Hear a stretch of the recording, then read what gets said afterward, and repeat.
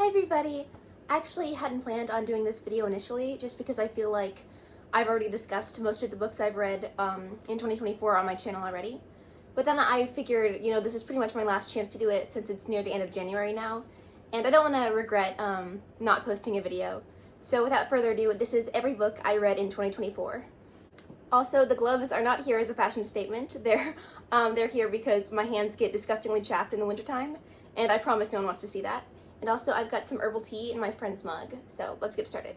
Oh yeah, and full disclosure, normally when I do these wrap-up style videos, I take notes on the books I want to talk about so that way I can have a list of checkpoints that I want to discuss in the video, because I'll otherwise sometimes just go totally blank. But I don't actually have any notes for today, I'm just sort of winging it, so let's see how it goes. The first book I read was The Princess Bride by William Goldman, which is right behind me there. I'll go grab it. This is such a pretty special edition, but The Princess Bride, I'm sure most of you already know what it's about. It's a very famous movie from the 80s. It's sort of a spoof on classic fairy tales. It's very comedic and fun, and I just adored everything about it. I loved the sort of light fairy tale-esque fantasy elements, and I also, of course, loved all the comedic bits. I thought it was such a fun read. This was definitely one of my favorite books I read this year, or last year, I guess.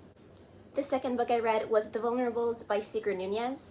I don't remember a ton about this book, just because I think it was so short, but I know I enjoyed it. It was literary fiction, it was a pretty short read, and I had a nice time reading it.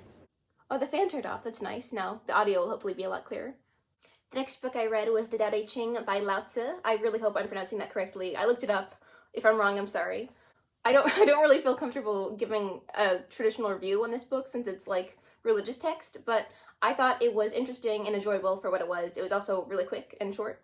The next book I read was The Stranger by Albert Camus. I enjoyed it. I thought it was perfectly fine. It was perfectly adequate, perfectly, up to par for anything a book should be. But based on everything I heard about it, I was really anticipating just one of the greatest, most life-changing reads. But it was fun. I don't have anything bad to say about it, but nothing positive really sticks out either. The next book I read was Pygmalion by George Bernard Shaw. I really enjoyed this. I don't typically read a lot of plays, especially not a lot of Victorian era plays, but I thought Pygmalion was a lot better than I expected it to be, so.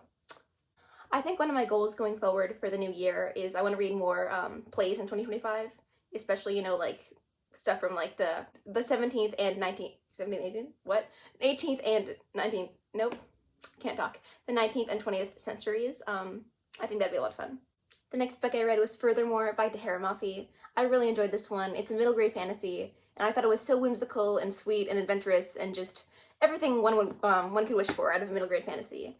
I know it has a sequel or a spin-off or something of that nature, so I really look forward to reading that, hopefully in this upcoming year. The next book I read was Good Omens by Neil Gaiman and Terry Pratchett.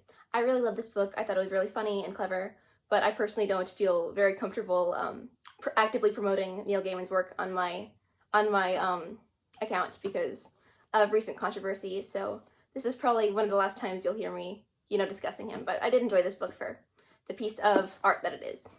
The next book I read was Thornhedge by T. Kingfisher, which I'm gonna be so for real, definitely one of the most forgettable books I read in 2024. I don't know if I could tell you a single character's name except for the main protagonist. I just felt like the story didn't really have enough meat to make an impact. I didn't hate it though, it was just sort of there. The next book I read was The Wild Party by Joseph Moncure-March, and let me tell you, I love this book. It takes you on such a wild journey, all strung together by the most deftly crafted syntax. It's sort of a very perverse Mother Goose fairy nursery rhyme, so I definitely recommend The Wild Party, one of my favorites of the year. The next book I read was Mostly Harmless by Douglas Adams, which is the 5th installment in the Hitchhiker's Guide to the Galaxy series, as well as the final book actually written by Douglas Adams himself. I know that some other author took over and wrote a sixth book, but I personally don't have any interest in picking that up at the time. But I loved the Hitchhiker's books in middle school. They were one of my favorite series, or at least the first 3 books. I didn't really care for the 4th one. But Mostly Harmless really just brought me back into that world that I missed so much. I know some people don't consider it up to par with the original trilogy, and they're probably not wrong, but for me personally, it was so fun to be back in that world, and I really enjoyed Mostly Harmless. The next book I read was The Great Gatsby by F. Scott Fitzgerald. I know a lot of people adore this book. It's an American classic for a reason, I thought it was well written, the characters are good, the story was good, all that stuff. But I personally don't consider it in quite as high regard as everyone else seems to, just for me personally. You know, it was a good book. I liked it. I get why it's a classic. I get why people love it so much. But I don't consider it one of my, you know, new favorite books or anything. But it was a fun time. I like the Great. It was a fun time. Yeah. Okay, maybe this is my sign I should be taking notes more, because I feel like I've just been yapping this whole time, and I doubt that makes for a very interesting video, but we'll see, I guess. The next book I read was A Curse for True Love by Stephanie Garber. This is the third installment in the Once Upon a Broken Heart trilogy. I read the first two books in 2023, and I enjoyed them. You know, they were like a fun romp. And I hate to say it, but I really didn't like the third one very much. I mean, it's not like the first two books were like literary masterpieces or anything, but they were fun, and they knew what they were going for. Like, they knew the tone they were going for, and they set out to reach a goal, and in my opinion, they reached that. They just want to be like fun, entertaining fantasy books, and that they were.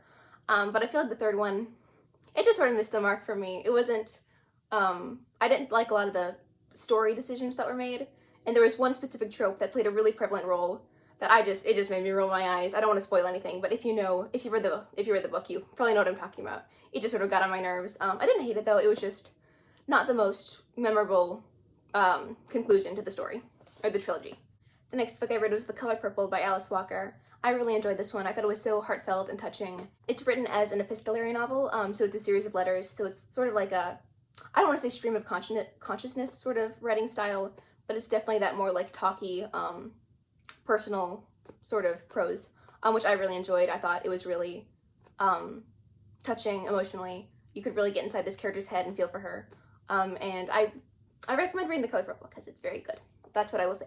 Oh my gosh, I just realized I completely forgot to tell you what any of these books are about. I've completely failed in that regard as a book reviewer. Okay, so The Color Purple is about this woman named Celie.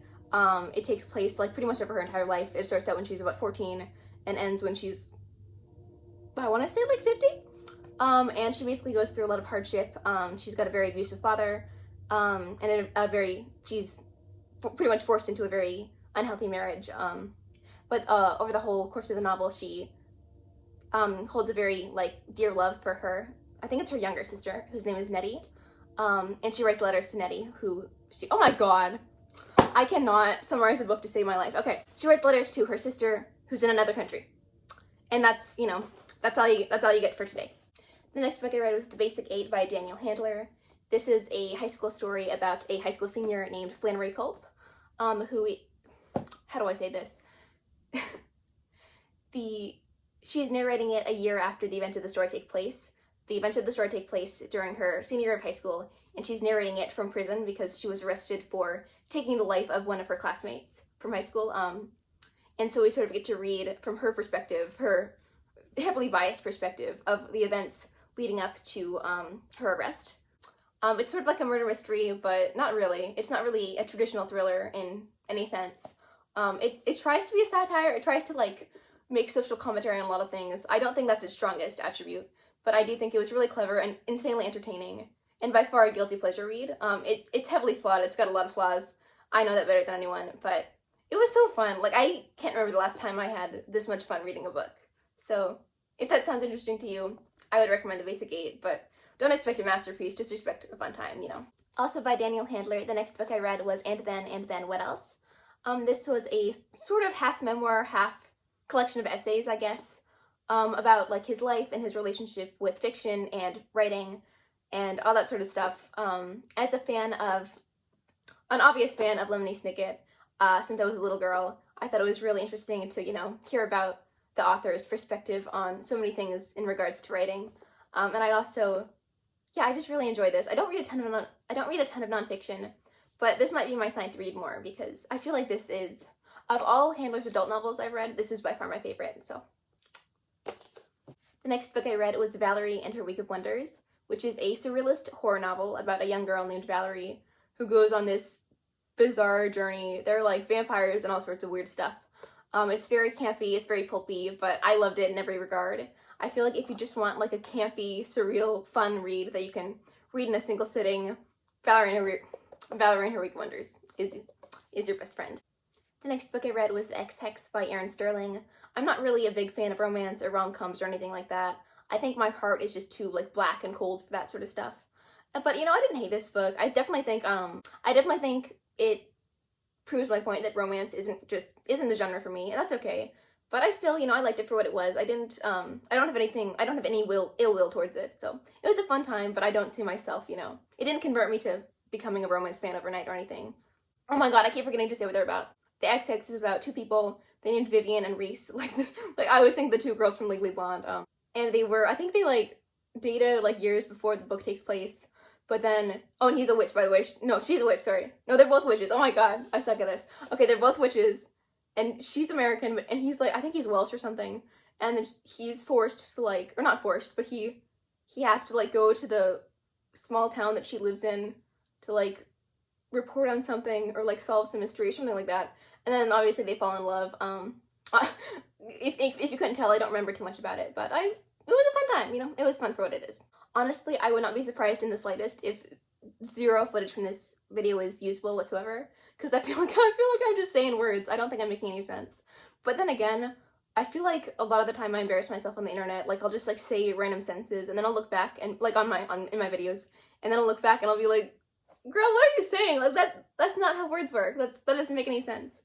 So I don't necessarily know if, taking notes actually makes me sound more intellectual or articulate, or if it just makes me feel that way. Because need I remind you, I didn't take any notes for this video. I'm winging it. And also it's like the middle of the night right now. Like I should be asleep, but I'm not. I'm filming this. The next book I read was A Tale of Witchcraft by Chris Colfer. I really like his children's books. I think he is very, funny and very imaginative. This is the second book in a trilogy about like this little school of fairies who like go around, helping people and teaching magic and all that sort of stuff. It's very sweet. It's very fun. Yeah, I liked it. Yeah. What I don't have anything bad to say. The next book I read was Lolita by Vladimir Nabokov. Honestly, I feel like this is like one of the most talked about books on the planet, and I really have nothing new or original to add to the conversation. So I won't try. Book good, main character bad. That's about all I've got. The next book I read was An Enchantment of Ravens by Margaret Rogerson. This was a YA fantasy about this portrait artist named Isabel, who is regularly commissioned to paint portraits of like these fairies who live nearby, who are like these ethereal like beings who are very much view themselves as like superior to humans in every regard. And one day she's hired to paint the portrait of like, I can't remember if he's like a lord or a duke or a prince, but he's someone important. He's a fairy, and he's not flattered by the way that she paints him. He's not flattered by his portrait. So to seek revenge, I guess, he just kind of kidnaps her, low-key, and takes her to the fairy realm. So we actually spend a lot of the journey, or a lot of the story, a lot of the page time, just like on their journey getting to the fairy world. There were quite a few aspects I liked about this book. I liked the atmosphere a lot, and I liked the whole concept of like fairies and everything. But I just feel like the characters and the world and the lore and the story and what it was trying to say, just none of it felt like completely fleshed out. And I was really yearning for like something more from the story. I feel like it lacked a little oomph. But I liked it for what it was. I didn't like the romance. I thought that subplot was just not very good. But I liked it for what it was. It was fun. But I just felt like, again, like it lacked that spark, it lacked that special something that I think could have really made it great. So I'll definitely I plan to read more from Margaret Rogerson in the future, because I've heard a lot of really great things about her as an author. I really like, like very whimsical fairy tale like fantasies. But yeah, An Enchantment of Ravens wasn't my favorite, but I didn't hate it. That's it. The next book I read was Bunny by Mona Awad, I don't know how to say it, I'm so sorry. But this is the story of I can't remember if she's in grad school or if she's in college, but a student named Samantha who's at school, a very like prestigious writing school. She wants to be a fiction writer, and she gets sort of like taken into this almost cult-like group of friends at her school who call themselves the Bunnies. They're very eccentric, eclectic girls, or women, I guess. And there's a lot of, sketch stuff going on with them. A lot of the appeal of this book is that you spend pretty much the entire time having no clue as to what actually is going on. Anytime you think you know what's going on, it takes a completely left turn. So I really like that aspect. I really liked being surprised by every page. Overall, it didn't stick out to me a ton. Just like I read it, I was like, oh, that was a fun book. I enjoyed that. And then I moved on with my life, and I didn't really think about it for more than a day or two afterwards. But it was good. I liked Bunny. It wasn't fantastic, but I enjoyed it. The next book I read was Half a Soul by Olivia Atwater. This is a historical fantasy romance set in Regency era England. It follows a heroine who I believe is named Dora. She was cursed by a fairy when she was very young to only have half of her soul, so she's sort of a little off-putting, some people consider her. She's very blunt, she doesn't have the best social skills. I don't actually remember like a lot about the plot itself. I know that like she works to like heal 6 children or something like that. Yeah, I just remember I liked it. I remember it was a fun time. It was an enjoyable read. It was really entertaining, and I'll probably read the rest of the series at some point in my life, at some point down the line. The next book I read was Tress of the Emerald Sea by Brandon Sanderson. I never thought I would become so invested in a book about pirates, because that was never really like a concept that heavily intrigued me at any point in my life beforehand.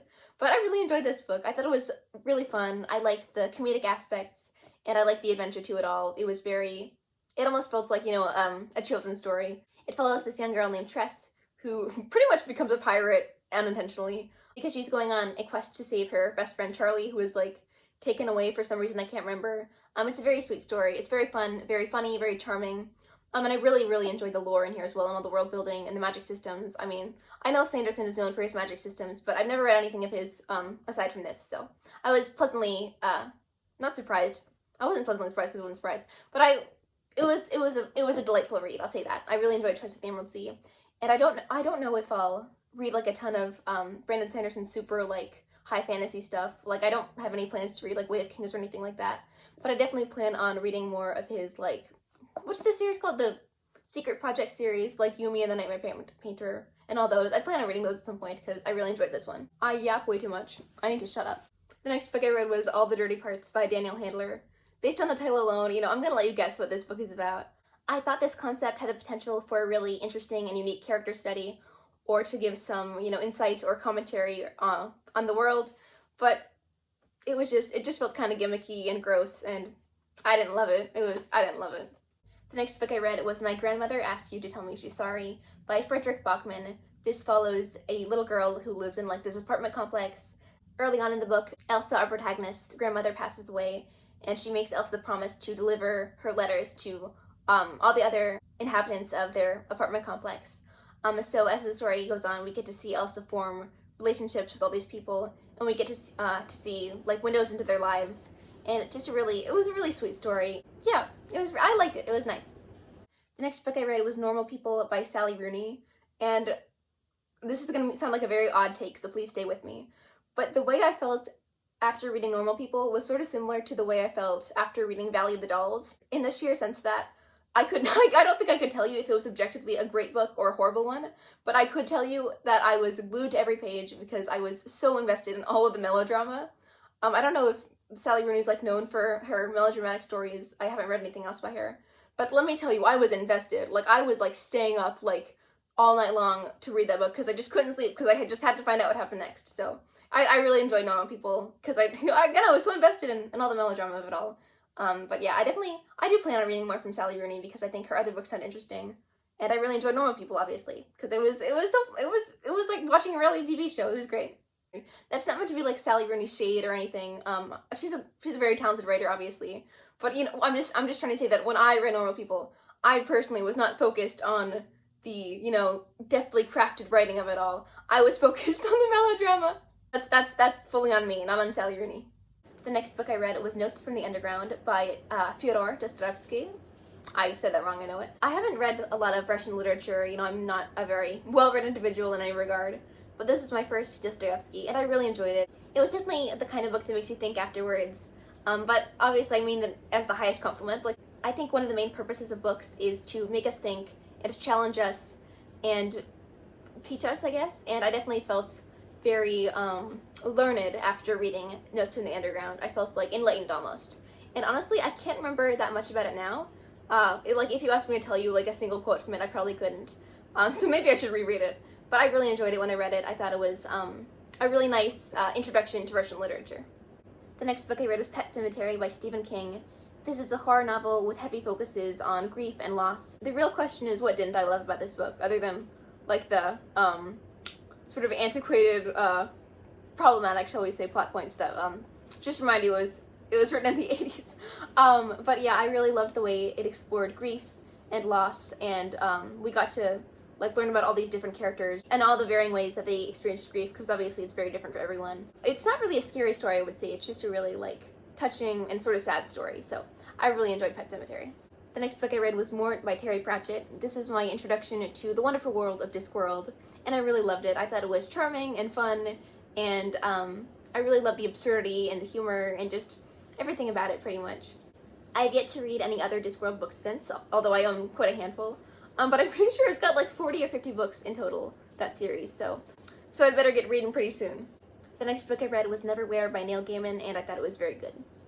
The next book I read was The Beatrice Letters by Lemony Snicket. I think I already mentioned this, but I loved Lemony Snicket when I was little. I loved a series of unfortunate events.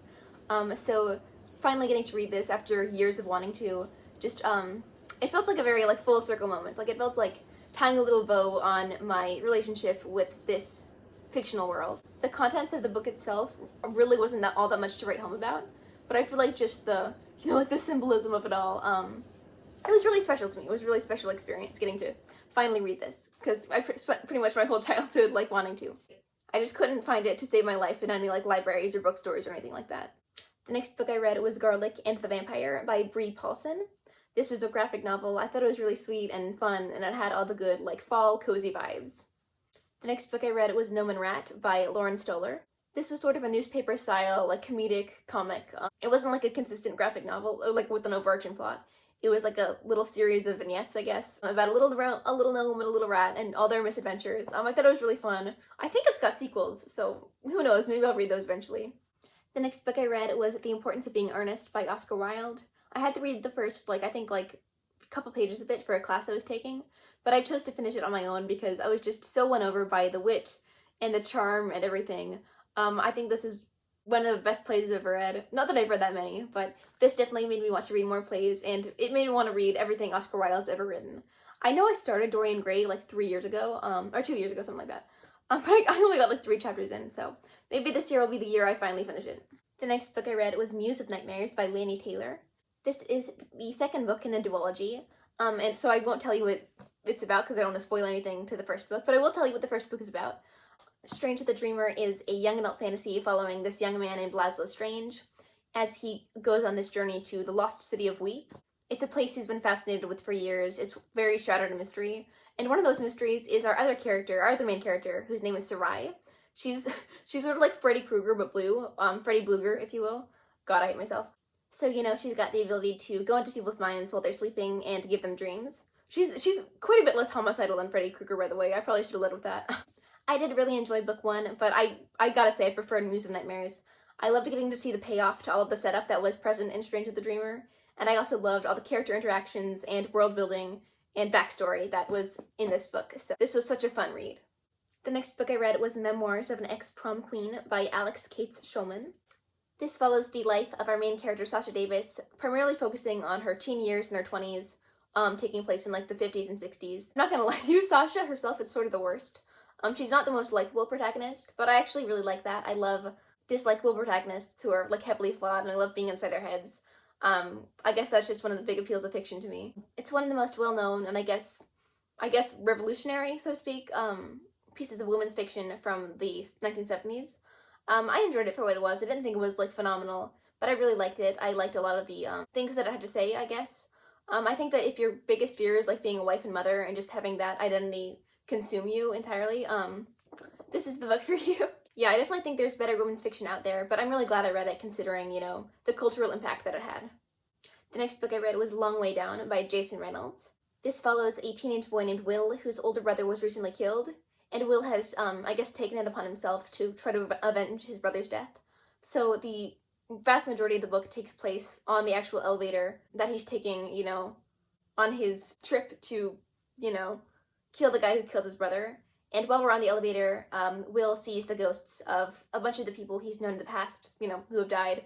And he, learns, various life lessons from all of them. It's written in verse, which I don't normally love. I feel like a lot of the time when, books are, or especially more recent books are written in verse, it can almost feel like Instagram poetry.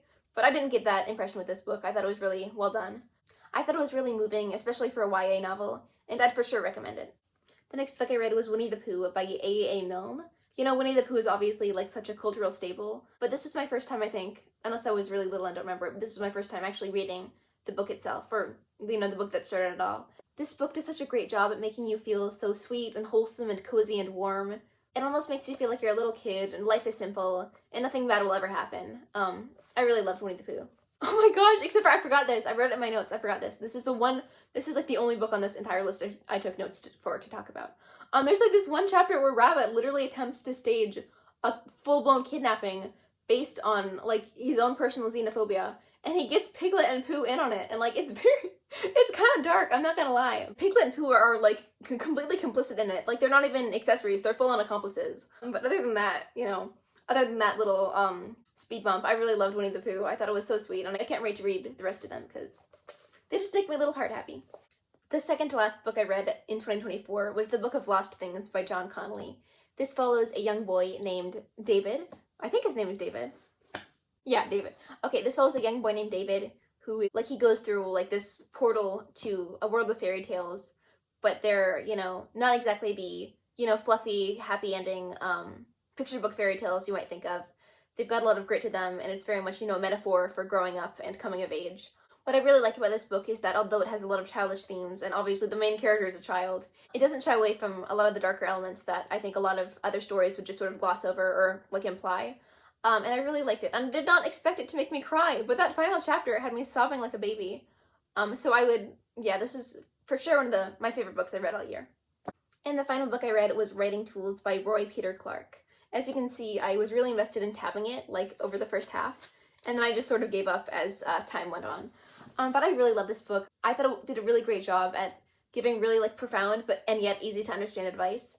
It was also really well written itself, which obviously, you know, makes me feel a little bit better about the advice that's being given. You know, I know it's coming from someone who knows what they're talking about, who knows their craft. It focuses more on, like, technical writing than storytelling. So although it does have chapters on, like, character work and stuff like that, its primary focus is just on, like, you know, sentence structure and grammar and, like, keeping a reader invested and things like that, as opposed to, like, you know, like, character studies and, like, plot structure and whatnot. Because it's not only advice for, like, writing fiction, but also, like, writing, like, newspaper articles and stuff like that. But I think anyone who is interested in writing or who wants to be a writer, I would strongly recommend reading Roy Peter Clark's Writing Tools, because I thought it was great. It also managed to be very entertaining and almost addictive, which I never thought I would say about, you know, like, a nonfiction guide on writing. But yeah, I really loved it. That's all I have today. I'm so sorry that, like, I literally seem, like, completely off my rocker right now. I think I'm gonna stop filming this video and then I'm gonna go to bed. So yeah, hopefully, my scatterbrainedness didn't completely shy you away. If you watched until the end, thank you so much. Sorry for all that yapping I did. I feel like I talked a lot, but I didn't really say very much.